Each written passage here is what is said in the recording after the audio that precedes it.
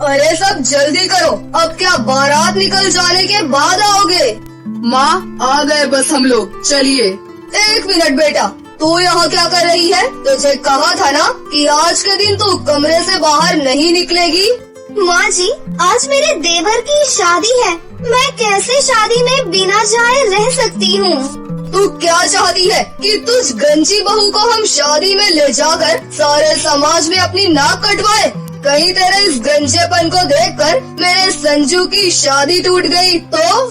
साक्षी, माँ बिल्कुल ठीक कह रही है। तुम्हारे इस गंजेपन को देखकर वो सभी लोग हमारा मजाक उड़ाएंगे। क्या तुम यही चाहती हो कि सबके सामने हमारी बेइज्जती हो? अपने पति अंकित और सास कल्पना की बात सुन साक्षी आंखों में आंसू लिए अपने कमरे में चली जाती है। वहीं बाकी सब लोग बारात लेकर निकल जाते हैं। हे ऊपर वाले, क्यों तूने मेरे साथ ऐसा किया? क्यों मुझसे मेरे बाल छीन लिए? जब तक मेरे सर पर घने और लंबे बाल थे, सब लोग मुझसे कितना प्यार करते थे, और आज वही सब लोग मुझसे कितनी ज्यादा नफरत करते हैं। साक्षी के सर पर शुरू से गंजापन नहीं था। कुछ वक्त पहले साक्षी के भी लंबे काले घने बाल हुआ करते थे, लेकिन कुछ समय पहले काफी ज्यादा तबीयत खराब हो जाने की वजह से साक्षी के शरीर में विटामिन की कमी और हार्मोन्स इम्बैलेंस होने लगते हैं, जिसके चलते साक्षी के धीरे धीरे बाल झड़ने शुरू हो जाते हैं। और एक वक्त ऐसा आता है जब साक्षी के सर पर एक भी बाल नहीं बचता। साक्षी के गंजेपन की वजह से अंकित और कल्पना साक्षी को धीरे धीरे नापसंद करने लगते हैं। मानना पड़ेगा कल्पना, बहू तो तुम बिल्कुल चांद का टुकड़ा लेकर आई हो। ऊपर से इसके इतने लंबे काले घने बाल, लाखों में किसी एक लड़की के होते हैं ऐसे बाल। लेकिन कहीं इन्हीं बालों को लेकर तुम्हारी दोनों बहुओं में कोई महाभारत न छिड़ जाए। अरे बस भी करो, तुमने शुभ मौके पर किस मनहूस का नाम ले लिया? अपने सामने अपनी सास को अपनी जेठानी के बारे में ऐसी बात करता देख घर आई नई नवेली बहू रश्मि को काफी अजीब लगता है। सुनिए, पूरी शादी में मुझे जेठानी जी कहीं नहीं दिखी, और न ही गृह प्रवेश पे माँ जी भी उनके बारे में ठीक नहीं कह रही थी। क्या कुछ हुआ है उनके बीच में?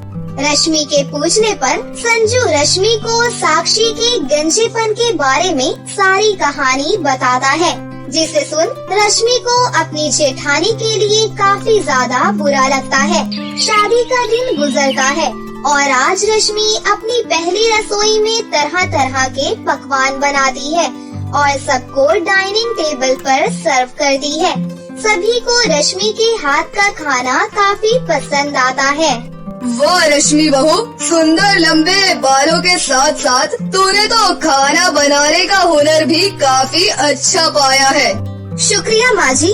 वैसे साक्षी भाभी कहाँ है? नाश्ते पर आई नहीं। देख रश्मि बहू, उस गंजी मनहूस का नाम लेकर सुबह सुबह मेरा मूड खराब करने की कोई जरूरत नहीं है। जब खाना होगा तो वो खा लेगी। कल्पना की बात सुनकर रश्मि को अपनी जेठानी के लिए दुख होता है। वहीं साक्षी भी कल्पना की बातें सुन लेती है और अपने कमरे में बैठकर रोने लगती है। तभी रश्मि हाथों में नाश्ते की थाली लिए साक्षी के कमरे में आती है। ये देखिए जेठानी जी, आपकी देवरानी आपके लिए गर्मा गर्म नाश्ता लेकर आई है। चलिए जल्दी से खा लीजिए। तुम चली जाओ यहाँ से, वरना माँ जी तुम पर भी गुस्सा करेंगी मुझसे मिलने पर। तो क्या देवरानी अपनी जेठानी से मिलने के लिए नहीं आ सकती? आपके साथ जो हुआ उसमें भला आपकी क्या गलती है? ये तो किसी के साथ भी हो सकता था ना। इतनी छोटी सी चीज के लिए आप क्यों अपने आप को तकलीफ दे रही हैं? आप देखना, एक दिन सब कुछ ठीक हो जाएगा। रश्मि की बात सुन साक्षी खुद को रोक नहीं पाती और रश्मि के गले लगकर फूट फूट कर रोने लगती है। वहीं रश्मि अपनी जेठानी को हिम्मत देती है।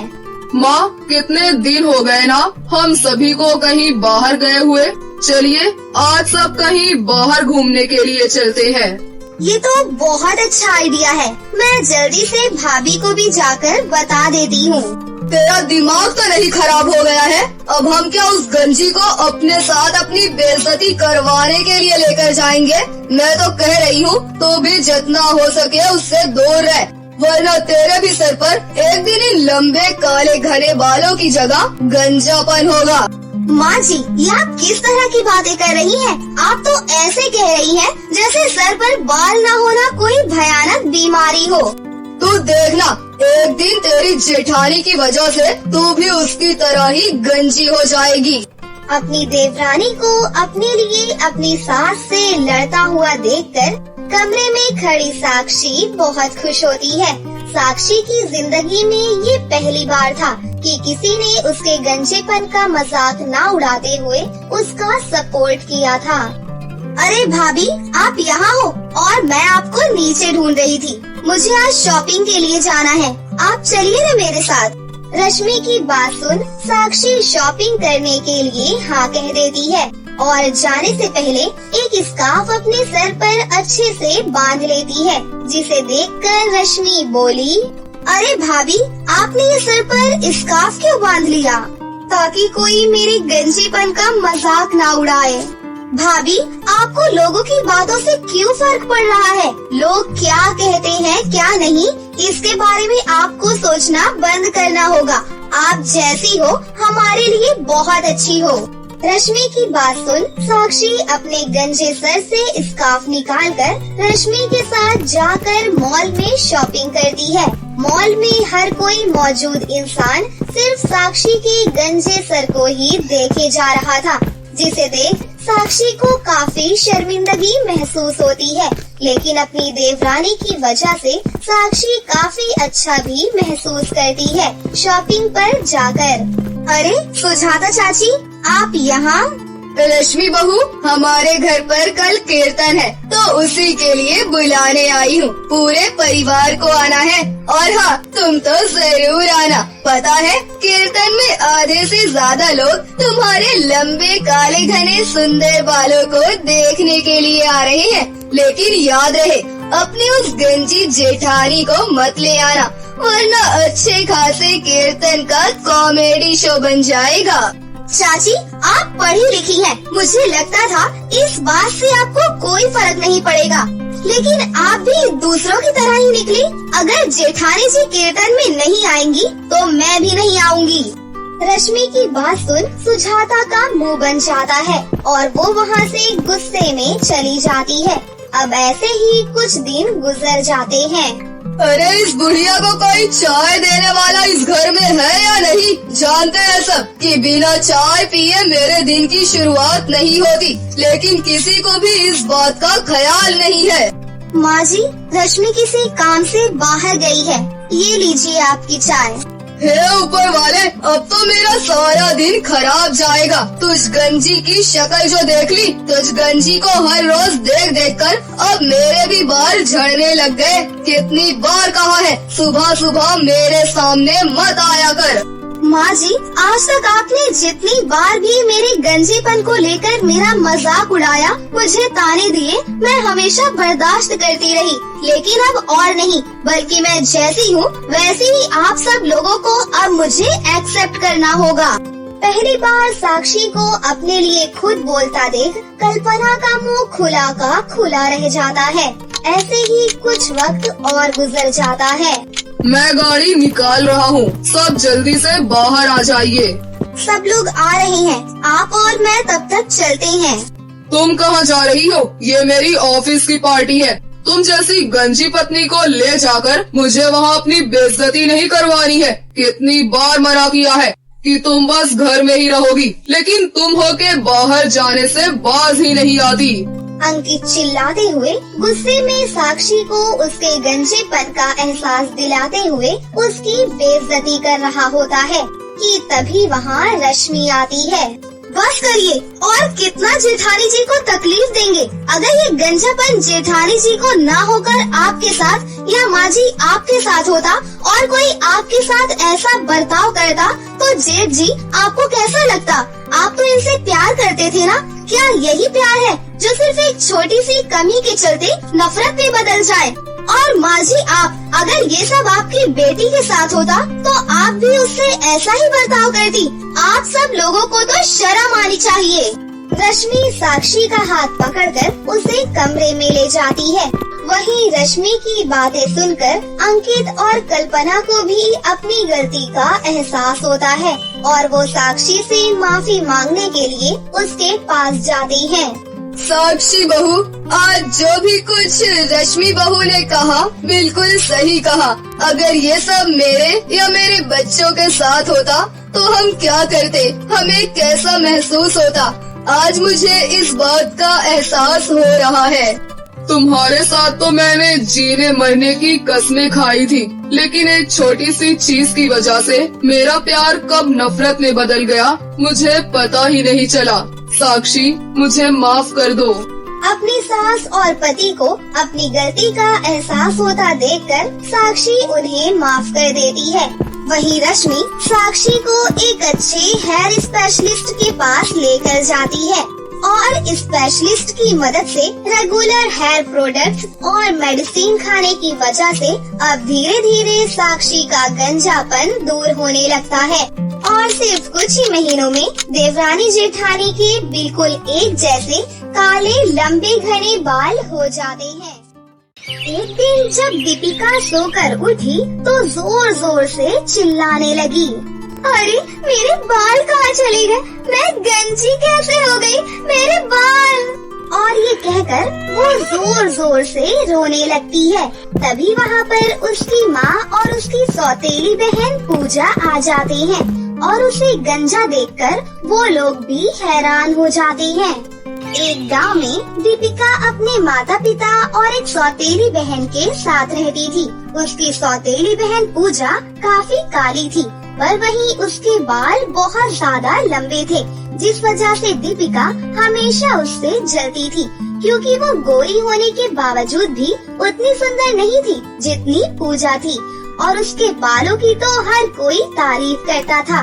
भले ही पूजा सौतेली बेटी थी, पर सुमन ने उसके साथ कभी भी सौतेला व्यवहार नहीं किया था और वो अपनी दोनों बेटियों को एक समान प्यार करती थी। एक दिन की बात है, पूजा खाना बना रही थी कि तभी वहाँ पर दीपिका आ जाती है और उसे देखकर उसकी माँ सुमन ने उससे कहा, अरे दीपिका, चल आ, अपनी बहन का हाथ बटा ले आकर रसोई में। मुझे नहीं बनाना कोई खाना वाना, वही काफी है। वैसे भी एक नौकरानी के होते हुए मैं क्यों काम करूँगी? तुझे वो नौकरानी दिखती है, वो तेरी बड़ी बहन है, तमीज से बात किया कर। जब देखो तो आप मुझ पर ही चिल्लाती रहती हैं। मुझे तो ऐसा लगता है कि सौतेली वो नहीं मैं हूँ। तू ऐसा क्यों कह रही है? तेरे मन में जो जहर भरा है उसे निकाल दे, वो तेरी बड़ी बहन है। अच्छा, अगर बड़ी बहन है तो कहो ना इससे कि अपने बालों को मुझे दे दे। वैसे भी ये काली है, इतने लंबे बालों का क्या ही करेगी? अरे तो ऐसे कह रही है जैसे वो अपने बाल काट के तुझे दे दे। चला रसोई में आकर काम कर और अपने झाड़ू जैसे बालों के लिए उससे लड़ाई मत किया कर। अच्छा, मेरे बाल झाड़ू जैसे हैं और इसके रेशम से। आज जब देखो तब उसकी ही साइड लेती हो। दीपिका इतना कहकर वहाँ से चली गई। दीपिका के जाने के बाद पूजा ने अपनी माँ से कहा, माँ, आप दीपिका से इस तरह से बात मत किया कीजिए, अभी वो छोटी है। नहीं बेटा, मैंने काफी बार देखा है, वो तुमसे हमेशा बुरा व्यवहार करती है, जबकि मुझे ये बिल्कुल पसंद नहीं। आखिर तुम दोनों बहनें हो। इसके बाद सुमन वहाँ से चली जाती है और पूजा वापस रसोई में जाकर अपने काम करने लगती है। वो पूरे दिन घर का काम करती थी और अपनी माँ की सेवा भी किया करती थी, जिस वजह से सुमन उससे बहुत खुश थी।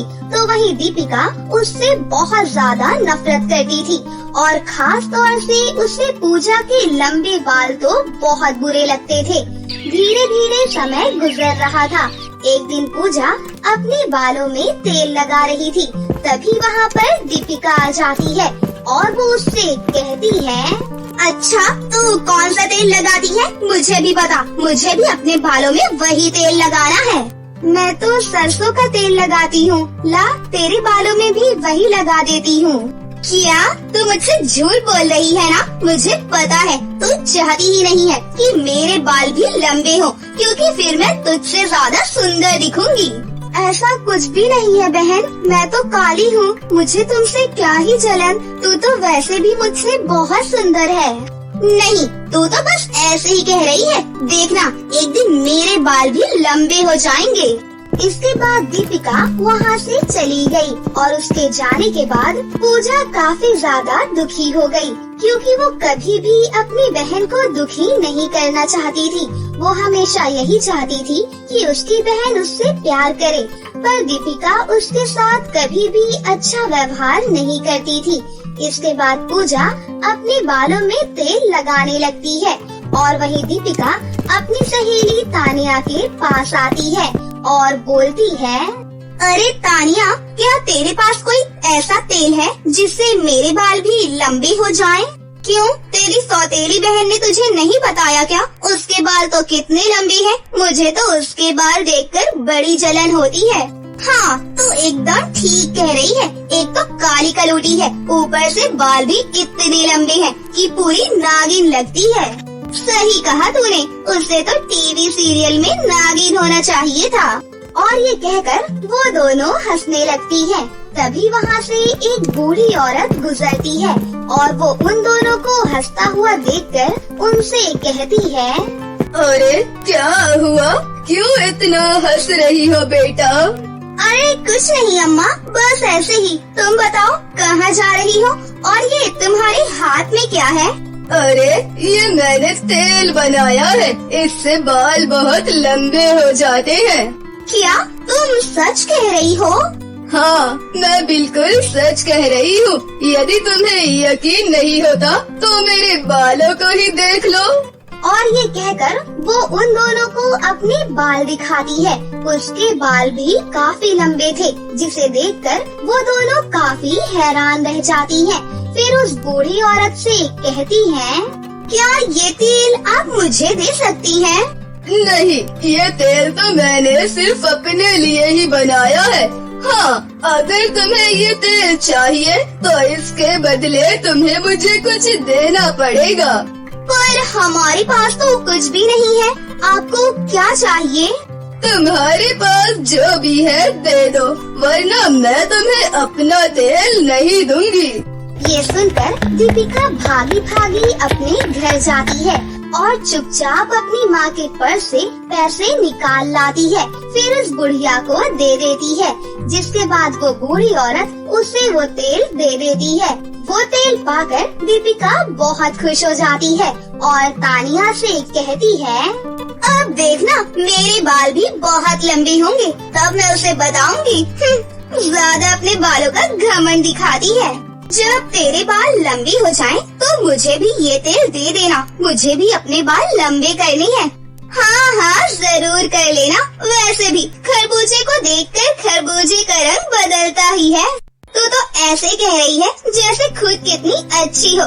खुद पर भी तो सोच, सौतेली बहन का रंग चढ़ा है, उसी की तो नकल कर रही है तू। मुझसे ज्यादा जुबान मत लड़ा, समझी तू? दोस्त है, दोस्त की तरह ही रहे। इस तरह तानिया भी भड़क जाती है और उन दोनों में लड़ाई होने लगती है, जिसके बाद दीपिका अपने घर आ जाती है और तानिया गुस्से में कहती है, जा जा ले जा इस तेल को, देखना तो पूरी की पूरी गंजी हो जाएगी, गंजी। वहीं दीपिका घर पर आ जाती है और उस तेल को अपने बालों में लगाने लगती है। तभी उसके कमरे में पूजा किसी काम से आती है और उसे तेल लगाता देखकर उससे कहती है, अरे ये तुम कौन सा तेल लगा रही हो? किसने दिया है ये तुम्हें? तुमसे मतलब? तुमसे कितनी बार कहा है कि मुझसे बात मत किया करो। मुझे तुम्हारी ये गंदी सी शक्ल देखना बिल्कुल भी अच्छा नहीं लगता। और रही बात इस तेल की, तो ये मुझे बुढ़िया ने दिया है और इससे मेरे बाल लंबे हो जाएंगे। क्या? ये तुमसे किसने कहा? इसे अपने बालों में मत लगाओ। हाँ, मुझे पता है, तू तो चाहती ही नहीं कि मेरे बाल लंबे हो, है ना? अरे नहीं बहन, ऐसा नहीं है। कई बार लोग हमें बेवकूफ बनाने के लिए ऐसे तेल दे जाते हैं जो हमारे बालों को खराब कर देते हैं।